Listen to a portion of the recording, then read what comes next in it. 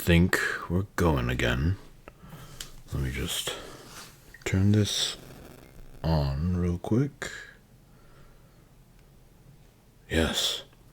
Greetings, everyone. My name is Cobalt27. Welcome back to us reading Percy Jackson, the Lightning Thief. This is part 2. For this one, I'm going to be putting on some royalty-free rain sounds in the back. This was suggested by my good buddy.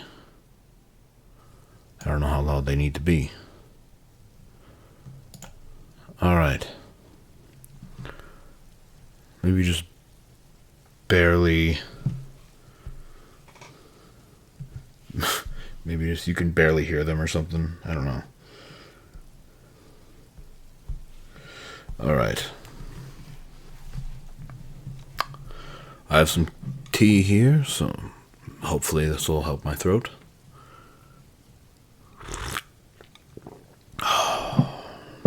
Good stuff. Alright, let's begin. Chapter 3. Grover unexpectedly loses his trousers. Confession time. I ditched Grover as soon as we got to the bus terminal. I know, it was rude.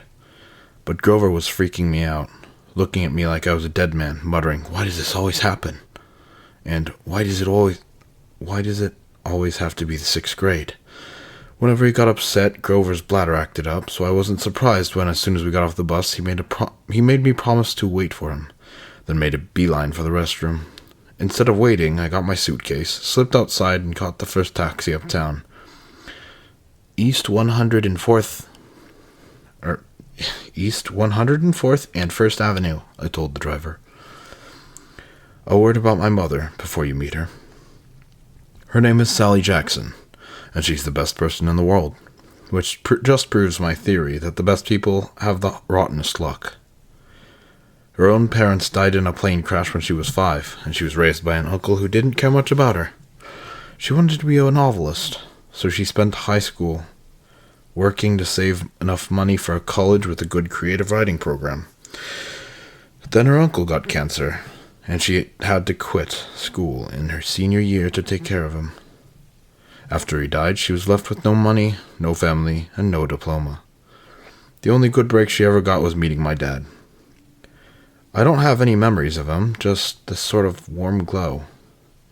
Maybe the barest trace of his smile. My mom doesn't like to talk about him because it makes her sad. She has no pictures. See, they weren't married. She told me he was rich and important, and the relationship was a secret. Then one day, he set sail across the Atlantic on some important journey and never came back. Lost at sea, my mom told me. Not dead, lost at sea. She worked odd jobs, took night classes to get her high school diploma, and raised me on her own. She never complained or got mad, not even once. But I knew I wasn't an easy kid. Finally, she married Gabe Ugliano, who was nice in the first 30 seconds we knew him. Then he showed his true colors as a world-class jerk. When I was young, I nicknamed him Smelly Gabe. I'm sorry, but it's the truth. The guy reeked like moldy garlic pizza wrapped in gym shorts. Between the two of us, we made my mom's life pretty hard. The way Smelly Gabe treated her, the way he and I got along, well, that's when I came home. Well, when I came home is a good example. I walked into our little apartment, hoping my mom would be home from work. Instead, Smelly Gabe was in the living room, playing poker with his buddies. The television was blaring up. Crisps and beer cans were strewn all over the carpet. Hardly looking up, he said around his cigar, "So you're home." "Where's my mom?" "Working," he said. "You got any cash?"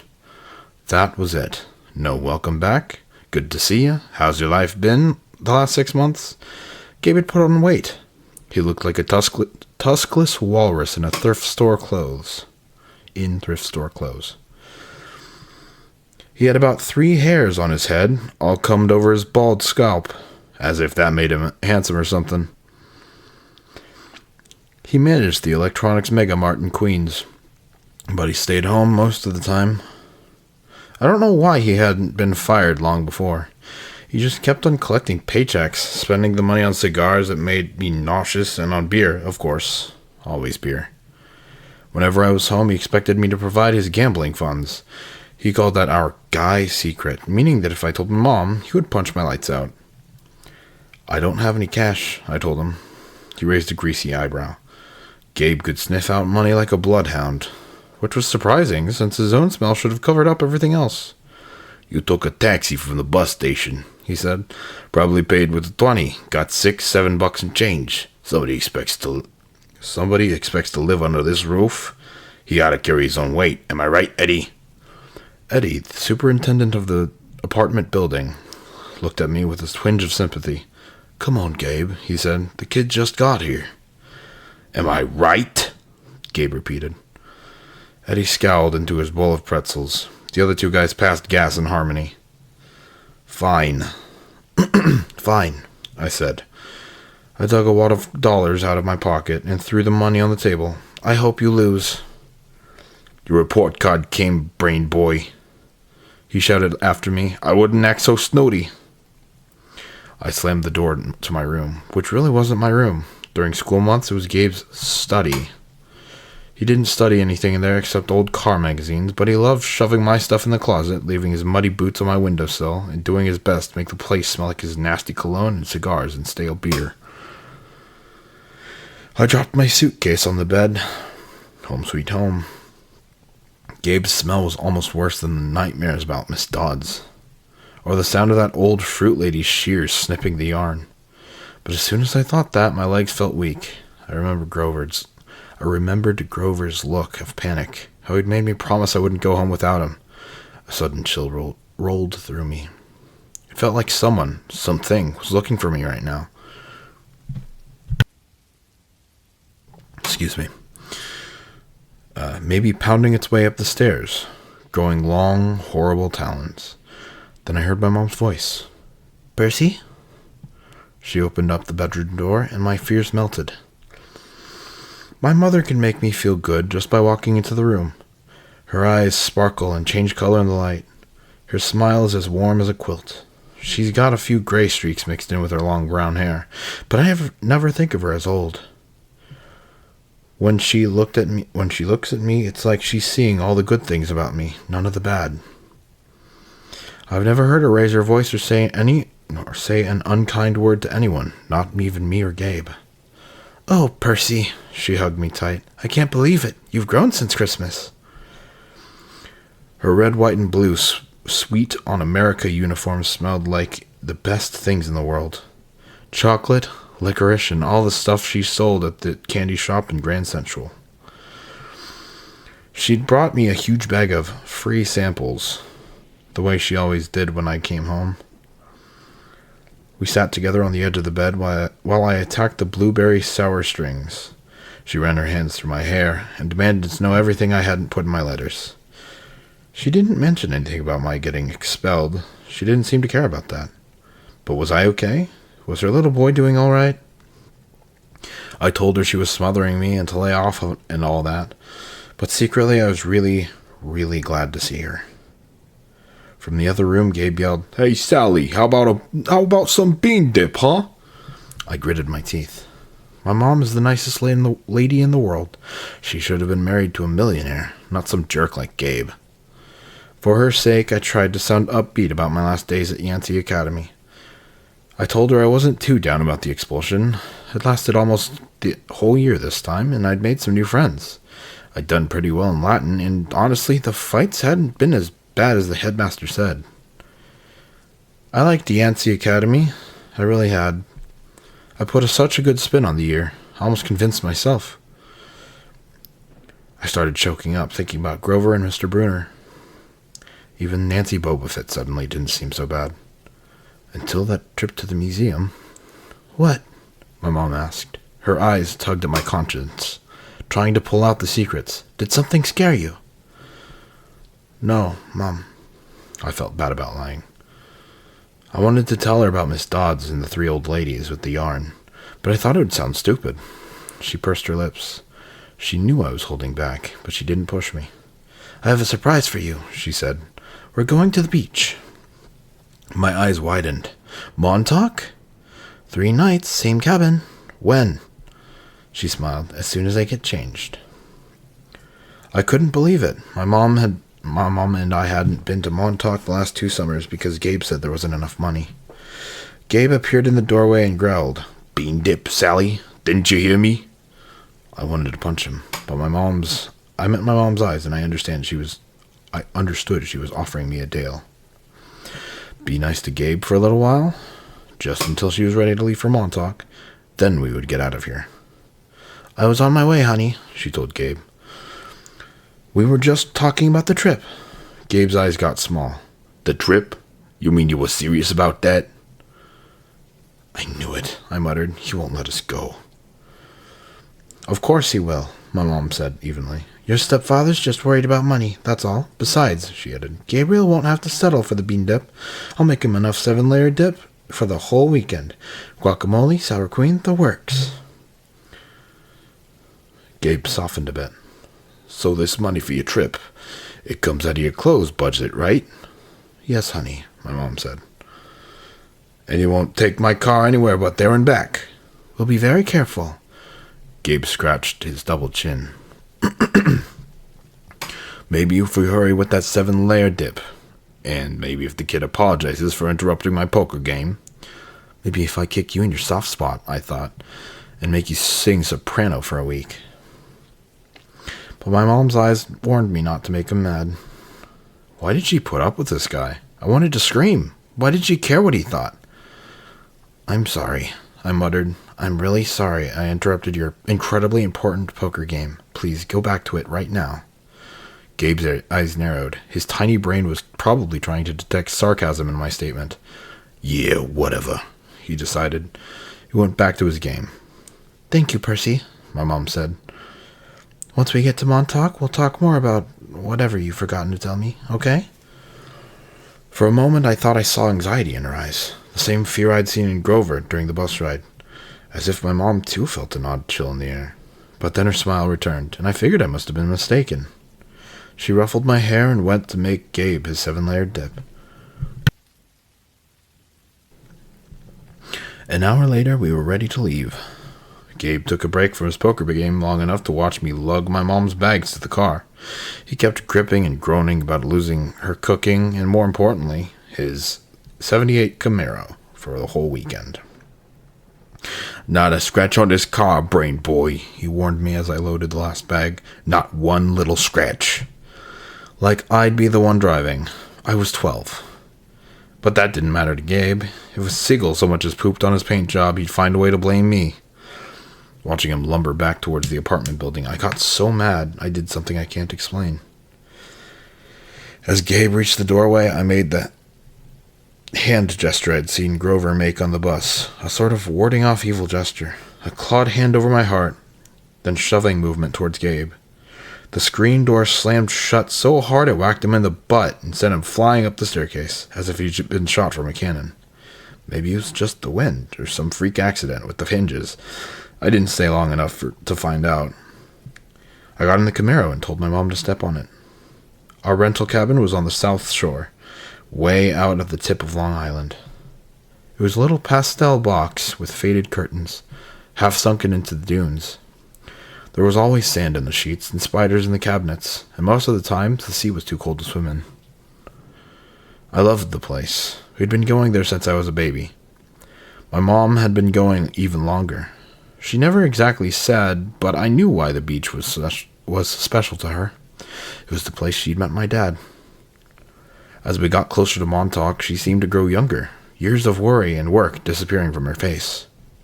Her eyes turned the color of the sea. We got there at sunset, opened all the cabin's windows, and went through our usual cleaning routine. We walked on the beach, fed blue corn chips to the seagulls, and munched on blue jelly beans, blue saltwater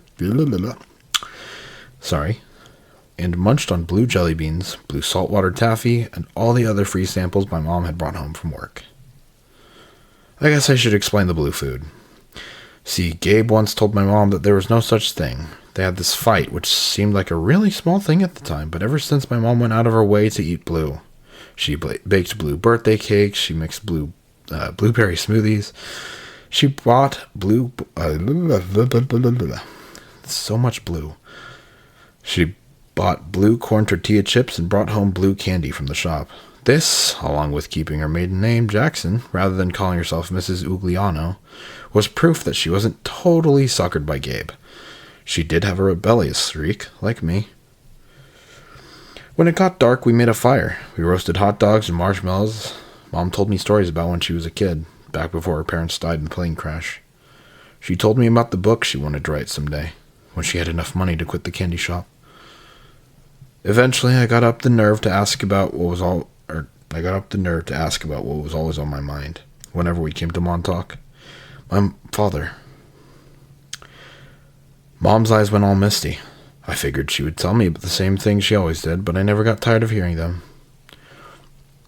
"He was kind, Percy," she said. "Tall, handsome, and powerful, but gentle, too. You have his black hair, and his green eyes." Mom fished the blue jelly bean out of her candy bag. "I wish he could see you, Percy. He would be so proud." I wondered how she could say that. What was so great about me? A dyslexic, hyperactive boy with a D-plus report card? Kicked out of school for the 6th time in 6 years? How old was I asked. I mean, when he left. She watched the flames. "He was only with me for 1 summer, Percy. Right here at this beach, this cabin." "But he knew me as a baby." "No, honey. He knew I was expecting a baby, but he never saw you.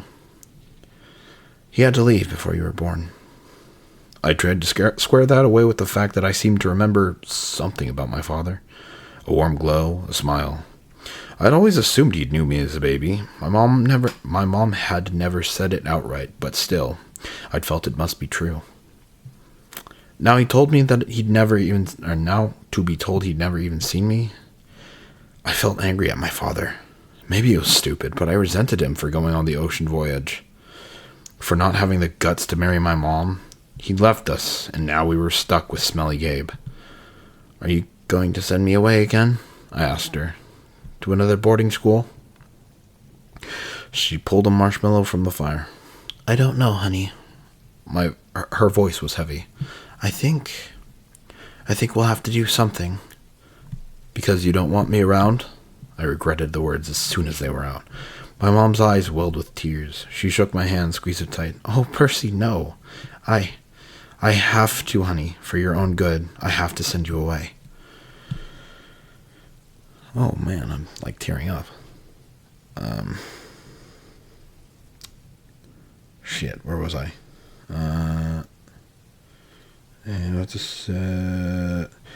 Her words reminded me of what Mr. Brunner had said, that it was best for me to leave Yancey. "Because I'm not normal," I said. "You say that as if it's a bad thing, Percy. But you don't realize how important you are. I thought Yancey Academy would be far enough away. I thought you'd finally be safe." "Safe from what?" She met my eyes, and a flood of memories came back to me. All the weird, scary things that ever happened to me. Excuse me. Sorry.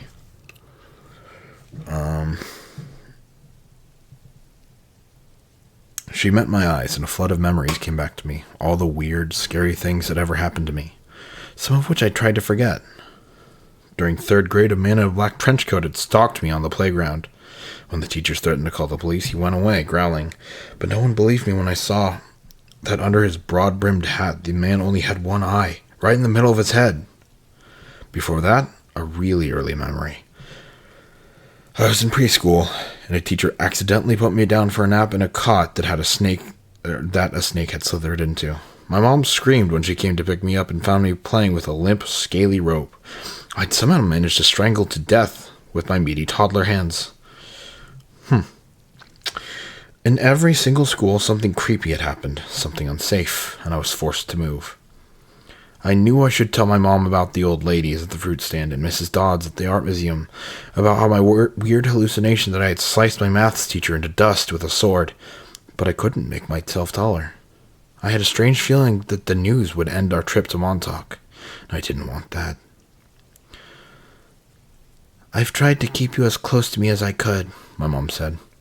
They told me that was a mistake, but there's only one other option, Percy. The place your father wanted to send you, and I just can't stand to do it. My father wanted to send me to a special school? Not a school, she said softly. A summer camp. My head was spinning. Why would my dad, who hadn't even stayed around long enough to see me born, talk to my mom about a summer camp? And even if it was so important, why hadn't she ever mentioned it before? I'm sorry, Percy, she said, seeing the look in my eyes. But I can't talk about it. I couldn't send you to that place. It might mean saying goodbye to you for good. For good? But it's only a summer camp. She turned towards the fire, and I knew from her expression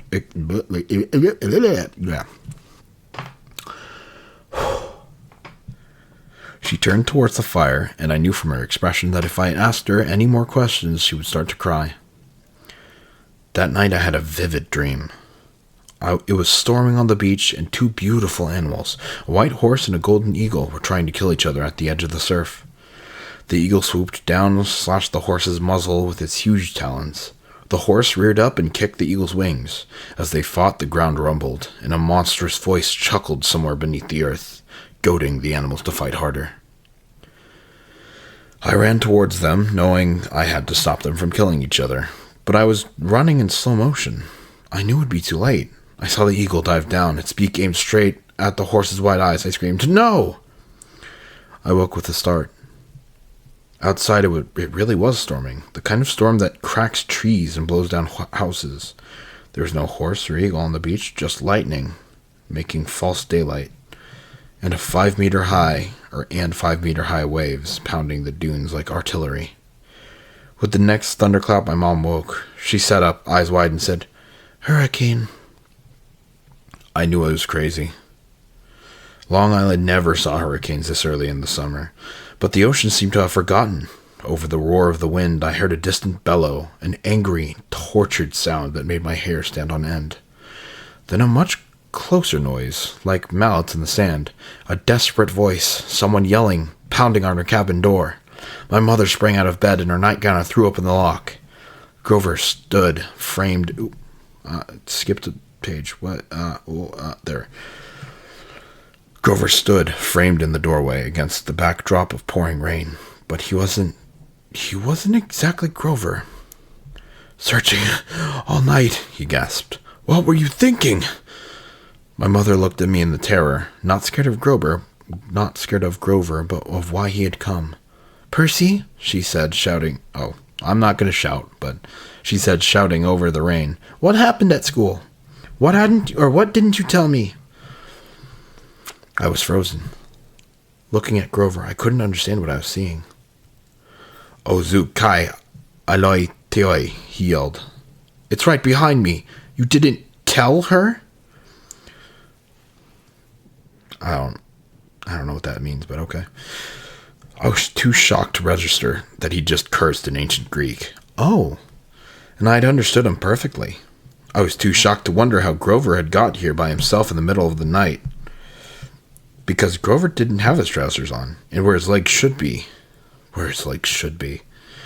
My mom looked at me sternly and talked in a tone she'd never used before. "Percy, tell me now!" I stammered something about the old ladies at the fruit stand and Miss Dodds. My mom stared at me, her face deathly pale in the flashes of lightning. She grabbed her purse, tossed me my rain jacket, and said, "Get to the car, both of you, go!" Grover ran for the Camaro, but he wasn't running exactly. He was trotting, shaking his shaggy hindquarters. And suddenly, his story about a muscular disorder in his legs made sense to me. I understood how he could run so fast and still limp when he walked, because where his feet should be, there was no feet. There were cloven hooves. Alright, I'm going to take a drink of my tea before I continue.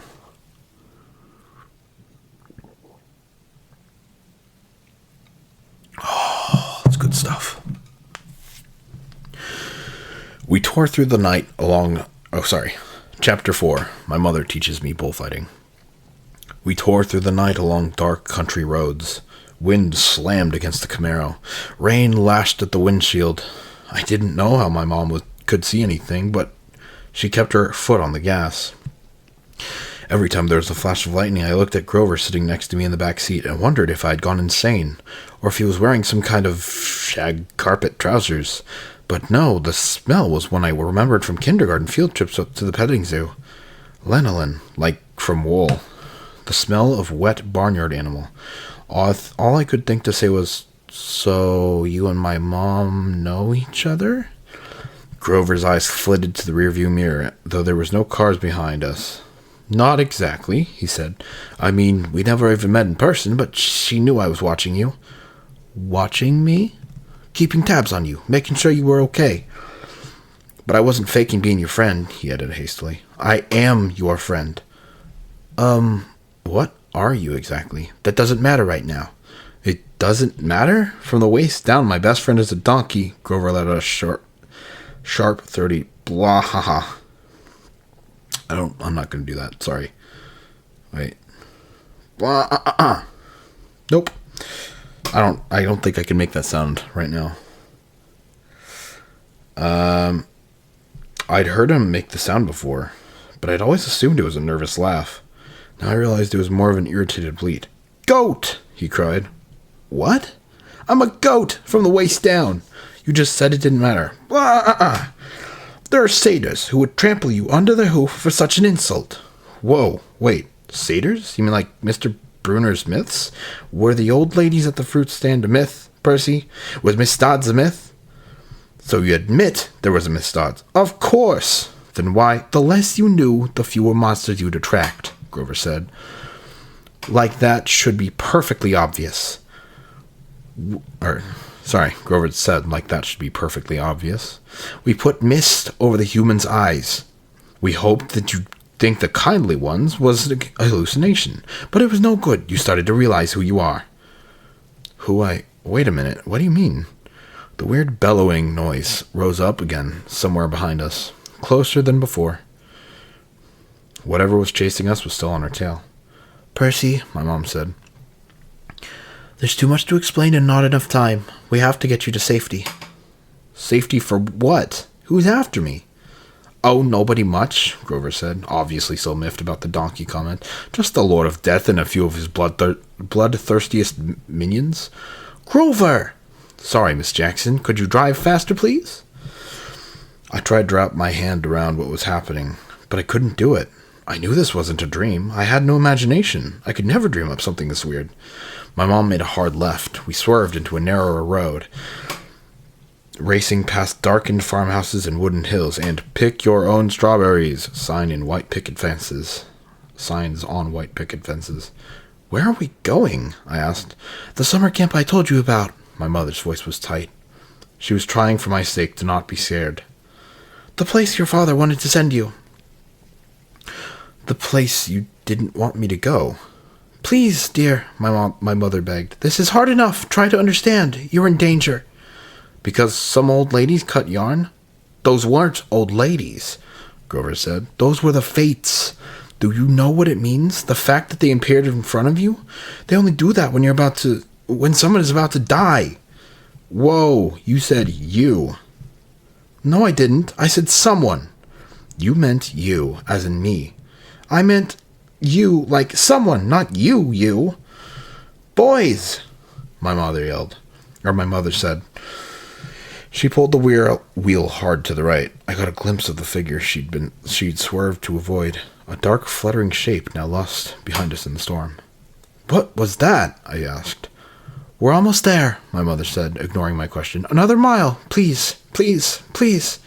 I didn't know where there was, but I found myself leaning forward in the car, anticipating, wanting us to arrive. Outside, nothing but rain and darkness, the kind of empty countryside. You get way out on the tip of Long Island. I thought about Miss Dodds in the moment when she changed into the thing with the pointy teeth and leathery wings. My limbs went numb from the delayed shock. She really hadn't been human. She'd meant to kill me. Then I thought about Mr. Brunner and the sword he'd thrown me. Before I could ask Grover about that, the hair rose on the back of my neck. There was a blinding flash, a jaw-rattling boom, and our car exploded.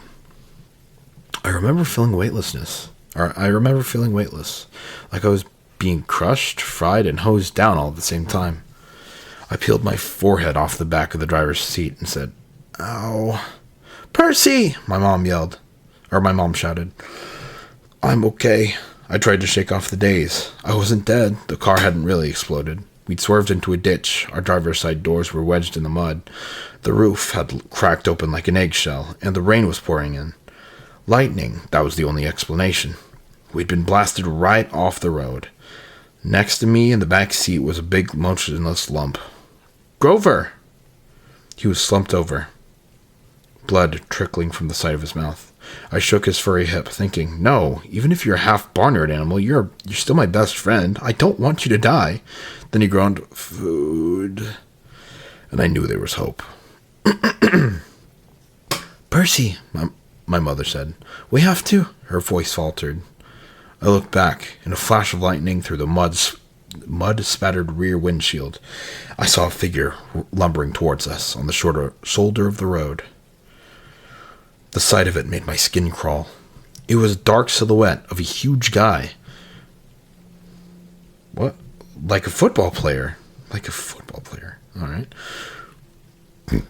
He seemed to be holding a blanket over his head.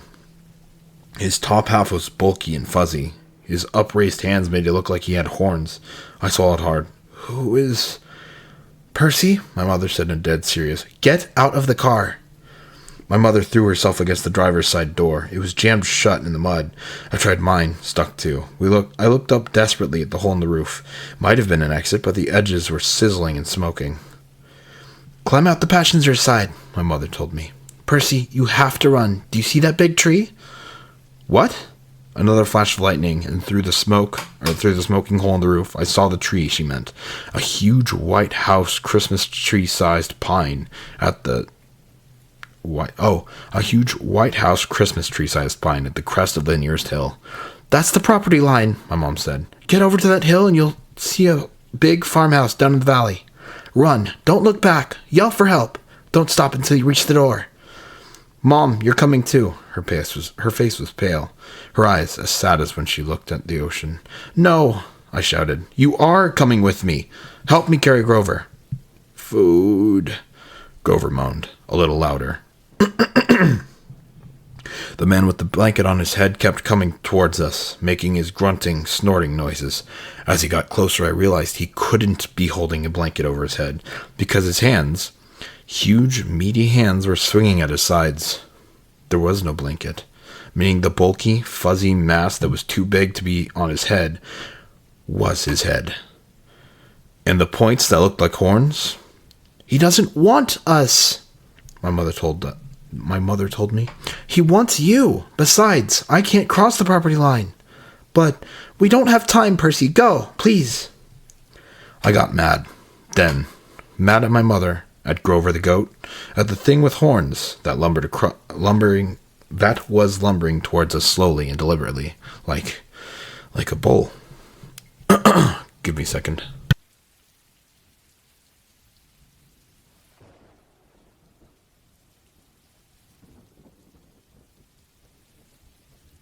Alright, I think I should be good to finish the chapter up. I got mad then. Mad at my mother, at Grover the goat, at the thing with horns that was lumbering towards us slowly and deliberately, like a bull. I climbed across Grover and pushed the door open into the rain. "We're going together. Come on, Mom." "I told you." "Mom, I am not leaving you. Help me with Grover." I didn't wait for her answer. I scrambled outside, dragging Grover from the car. He was surprisingly light, but I couldn't have carried him very far if my mom hadn't come to my aid. Together we draped Grover's arms over our shoulders and started stumbling uphill through wet, waist-high grass. Glancing back, I got my first clear look at the monster.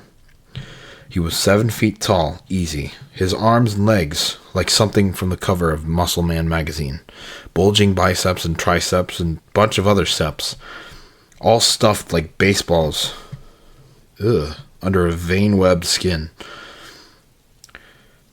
He wore no clothes except underwear. I mean, bright white Fruit of the Looms, which would have been funny except for the except for the top half of his body. Coarse brown hair started about his belly button and got thicker as it reached his shoulders. His neck was a massive muscle and fur leading up to his ginormous head. Sorry, the word isn't enormous, but I like that word better. Which had a snout as long as my arm. Snotty nostrils with a gleaming brass ring. Cruel black eyes and horns. Enormous black and white horns with points you just couldn't get from an electric sharpener. I recognized the monster all right. He'd been in one of the first stories Mr. Brunner told us, but he couldn't be real. I blinked the rain out of my eyes. That's Pasiphae's son, my mother said. I wish I'd known how Pasiphae's son, my mother said. I wish I'd known how badly they want to kill you. But he's a mint. Don't say his name, she warned. Names have power. The pine tree was still too far, 100 meters uphill at least. I glanced behind me again. The bull man hunched over our car, looking in the windows, or not looking exactly, more like sniffing, nuzzling. I wasn't sure why he bothered, since we were only about 15 meters away. Food, Grover moaned. Shh, I told him. Mom, what's he doing? Doesn't he see us? His sight and hearing are terrible, she said. He goes by smell, but he'll figure out where we are soon enough. As if on cue, the bull man bellowed in rage. He picked up Gabe's Camaro by the torn roof, the chassis creaking and groaning. He raised the car over his head and threw it down the road. It slammed into the wet asphalt and skidded in a shower of sparks for about half a mile before coming to a stop. The gas tank exploded. Not a scratch, I remember Gabe saying. Oops. Percy, my mom said. When he sees us, he'll charge. Wait until the last second, then jump out of the way, directly sideways. He can't change direction very well once he's charging. Do you understand? How do you know all of this? I've been worried about an attack for a long time. I should have expected this. I was selfish keeping you near me. Keeping me near you? But another bellow of rage, and the bull man started tromping uphill. He'd smelled us. The pine tree was only a few more meters, but the hill was getting steeper and slicker, and Grover wasn't getting any lighter. The bull man closed in. Another few seconds, and he'd be on top of us. My mother must have been exhausted, but she shouldered Grover. Go, Percy! Separate! Remember what I said! I didn't want to split up, but I had the feeling she was right. It was our only chance. I sprinted to the left, turned, and saw the creature bearing down on me. His black eyes glowed with hate. He reeked like rotten meat. He lowered his head and charged, those razor-sharp horns aimed straight at my chest. The fear in my stomach made me want to bolt, but that wouldn't work. I could never outrun this thing, so I held my ground, and at the last minute I jumped to the side. The bull man stormed past like a freight train, then bellowed with frustration and turned, but not towards me this time, towards my mother, who was setting Grover down in the grass. We'd reached the crest of the hill. Down the other side, I could see a valley, just as my mother had said, and the lights of a farmhouse glowing yellow through the rain. But that was half a mile away. We'd never make it. The bull man grunted, pawing at the ground. He kept eyeing my mother, who was now retreating slowly downhill, back towards the road, trying to lead the monster away from Grover. Run, Percy, she told me. I can't go any further. Run! But I just stood there, frozen in fear, as the monster charged her. She tried to sidestep as she told me to do, but the monster had learned his lesson. His hand shot out and grabbed her by the neck as she tried to get away. He lifted her as she struggled, kicking and pummeling in the air. Mom! She caught my eyes and managed to choke out one last word. Go! Then with an angry roar, the monster closed his fist around my mother's neck, and she dissolved before my eyes, melting into light, a shimmering golden form, as if she were a holographic projection. A blinding flash, and she was simply gone. No! Anger replaced my fear. Newfound strength burned in my limbs, the same rush of energy I'd got when Miss Dodds grew talons. The bull man bore down on Grover, who lay helpless in the grass. The monster hunched over, snuffling my best friend, as if he were about to lift Grover up and make him dissolve too. I couldn't allow that. I stripped off my red rain jacket. "Hey!" I screamed, waving the jacket, running to one side of the monster. "Hey, stupid ground beef!" Roar! The monster turned towards me, shaking his meaty fists. I had an idea. A stupid idea, but better than no idea at all. I put my back to the big pine tree and waved my red jacket in front of the bullman, thinking I'd jump out of the way at the last moment. But it didn't happen like that. The bullman charged too fast, his arms out to grab me whichever way I tried to dodge. Time slowed down. My legs tensed. I couldn't jump sideways, so I'd leap straight up, kicking off from the creature's head, using it as a springboard, turning midair and landing on his neck. How did I do that? I didn't have time to figure it out. A millisecond later, the monster's head slammed into the tree, and the impact nearly knocked my teeth out. The bullman staggered around, trying to shake me. I locked my arms around his horns to keep from getting thrown. Thunder and lightning were still going strong. The rain was in my eyes. The smell of rotten meat burned my nostrils.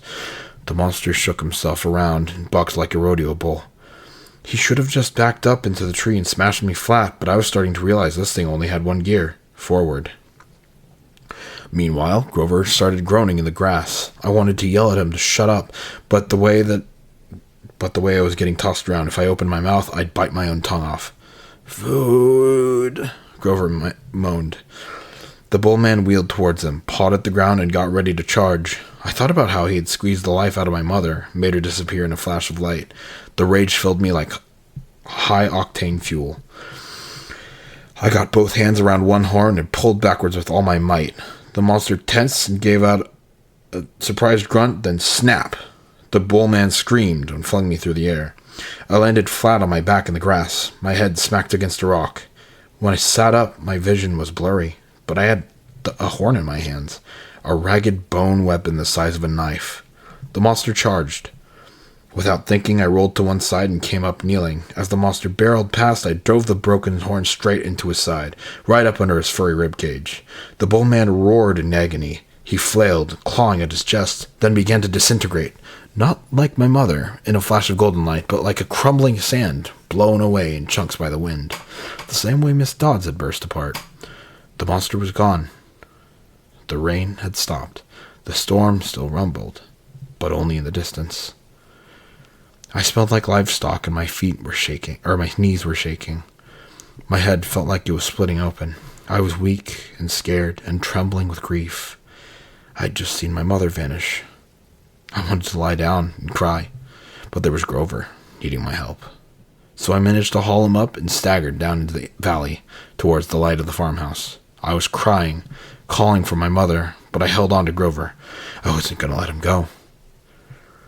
The last thing I remember is collapsing on a wooden porch, looking up at a ceiling fan circling above me, moths flying around a yellow light, the stern faces of a familiar-looking bearded man and a pretty girl, her blonde hair curled up like Cinderella's. They both looked down at me. The girl said, "He's the one. He must be." "Silence, Annabeth," the man said. "He's still conscious. Bring him inside."